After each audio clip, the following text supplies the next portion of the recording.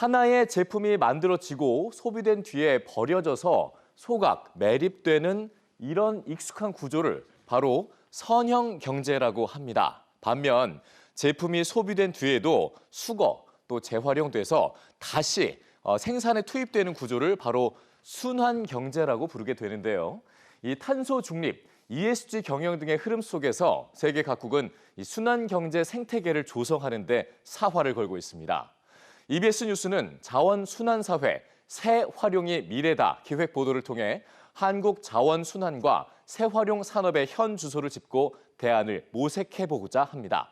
우선 각 분야에서 속속 도입되고 있는 새 활용의 모습을 송성환 기자가 전해드립니다.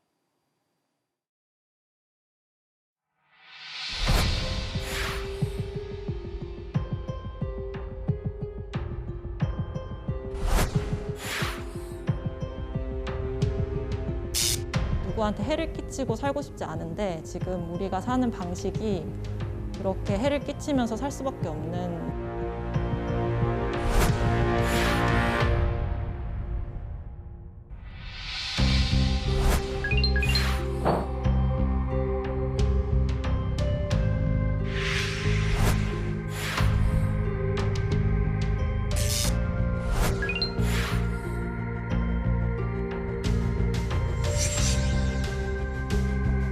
기후위기 대응의 측면에서든 아니면은 또 순환경제 측면에서든 어쨌든 재생원료를 사용해야 되는 흐름으로 갈 수밖에 없다라고 제품 생산의 패러다임이 바뀌고 있는 거거든요.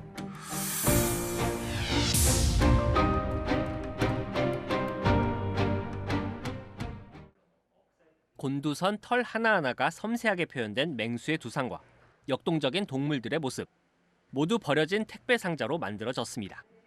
이제는 생활 필수품이 된 일회용 마스크는 일상 소품이 되기도 한 벌의 한복이 되기도 합니다. 무분별하게 쓰고 버려지는 플라스틱과 비닐은 인류를 위협할 만큼 거대한 괴생물체로 재탄생했습니다. 그러니까 미술 작품이 굳이 어렵게 접근될 수 있는 대상이 아니라는 것들을 보여주고 싶은 성격이 있었고요. 그리고 일상에서 우리가 접하는 소재들이 다양한 형태로 예술이 될 수 있다는 것도 보여주고 싶었고. 심각해지는 폐기물 문제에 리사이클 넘어 업사이클이 주목을 받고 있습니다.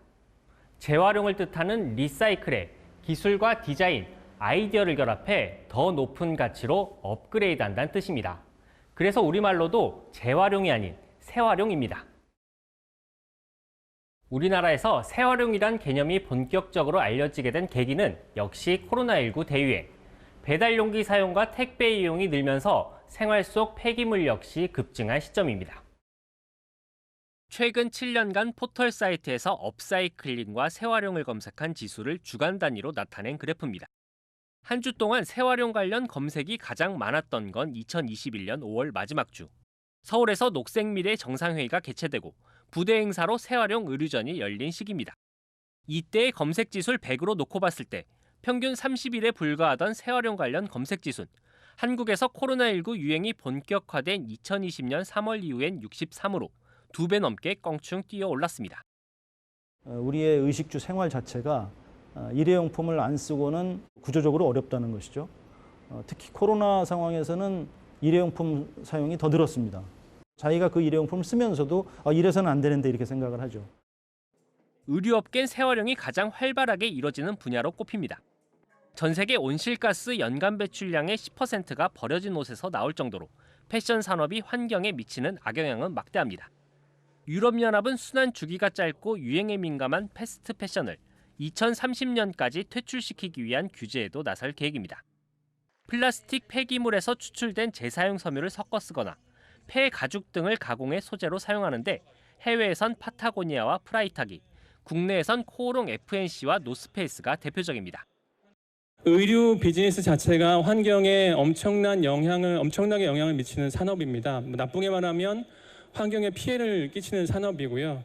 87%의 재생 소재를 사용하고 있고 유기농 면을 사용하고 있고 이런 것들은 저희가 환경 영향을 줄이기 위해서 너무나 당연하게 해야 하는 일이기 때문에 ESG 경영, 즉 환경보호와 사회공헌 등 사회적 책임 실현이 기업의 중요 가치로 떠오르면서 특히 제조기업을 중심으로 자원순환 생태계 조성에 동참하는 행렬이 이어지고 있습니다. 재활용이 어려운 즉석밥 용기를 기업이 직접 회수한 뒤 소비자에겐 포인트로 보상하고 음료 페트병 회수에 동참하면 재사용 소재를 활용한 상품을 사은품으로 주기도 합니다. 이 같은 윤리 경영은 기업 실적으로 이어지기도 합니다. 분리배출이 쉽도록 비닐 라벨을 없앤 이른바 무라벨 생수는 출시 1년 만에 판매량이 1600% 늘면서 무라벨 생수 바람을 이끌기도 했습니다. 바로 음용 후에 그냥 이제 찌그러뜨려서 뚜껑 닫고 버리면 되기 때문에 라벨을 뗄 필요 없이 그런 부분에 있어서 분리수거가 편리하다 보니까 그런 측면에서 가장 많은 좀 긍정적인 반응을 받았던 걸로. 재활용 소재를 이용한 창업도 활발합니다. 병뚜껑을 분쇄해 나온 플레이크나 폐비닐, 폐가죽 등이 대표적인 소재입니다.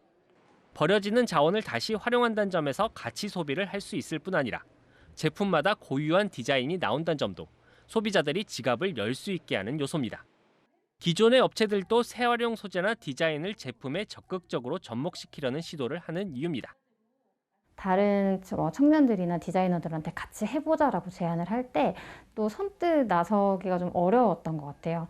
근데 이제 업사이클이라고 정의를 하고 요즘 워낙 젊은 사람들이 재미있게 시작할 수 있는 일로 포지셔닝이 되다 보니까 점점 더 많은 사람들이 찾아오고 있는 것 같아요. 문제는 재활용 제품들의 비교적 높은 가격대입니다. 안정적으로 소재를 확보하기 어려운 데다 세척 과정이 추가로 필요해 기존 천연 자원을 사용하는 것보다 제조 비용이 많이 들 수밖에 없는 구조입니다. 재활용이 캠페인을 넘어 산업 생태계를 구축할 수 있을지 의문을 제기하는 이유기도 합니다. 실제 최근 온라인 설문조사에서 재활용에 대해 알고 있다고 답한 비율은 69%에 달한 반면 실제 구매로까지 이어진 비율은 19%에 불과했습니다.